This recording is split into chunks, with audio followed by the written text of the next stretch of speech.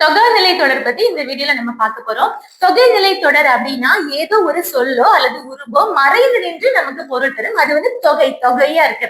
ஆனா ஏதோ ஒரு சொல்லோ பொருளோ உருவோ எதுவுமே மறையாம வெளிப்படையா இருந்து நமக்கு பொருள் தரக்கூடியது தொகாநிலை தொடர். இது 9 வகைப்படும். தொகைநிலை தொடர் 6 வகைப்படும். அதாவது 69 அப்படின்னு நம்ம ஞாபகம் வச்சிருக்கணும்.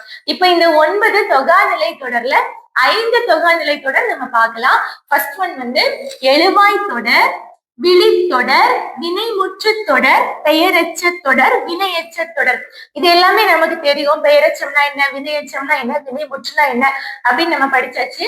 அதனுடைய எடுத்துக்காட்டு படிக்கலாம்.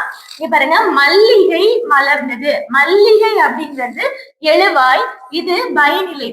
இந்த எழுவாயும் பயனிலையும் சேர்ந்து அதனுடைய பொருளை நமக்கு சொல்லியாச்சு. இந்த 2 வார்த்தைக்கு நடுவுல எந்த ஒரு சொல் உருவு எதுவுமே மறைந்து வரல.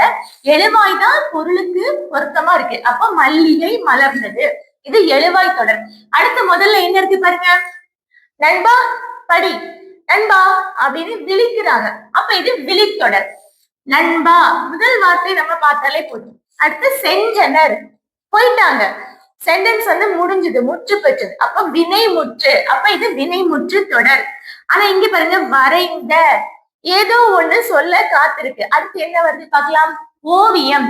இது பெயர் சொல். அப்போ ஒரு பெயர் சொல்லுக்காக இது காத்திருக்கு, எஞ்சி இருக்கு. அப்ப பெயரச்சம். அடுத்து தேடி, தேடி முடியல.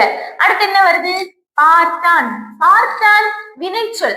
அப்ப ஒரு வினைச்சொல்லுக்காக இது எஞ்சி நிக்குது. அப்ப வினையச்ச தொடர். 5 வகை பார்த்திருக்கோம். எழுவாய் தொடர், விழித்தொடர், வினைமுற்று தொடர், பெயரச்ச தொடர், வினையச்ச தொடர்.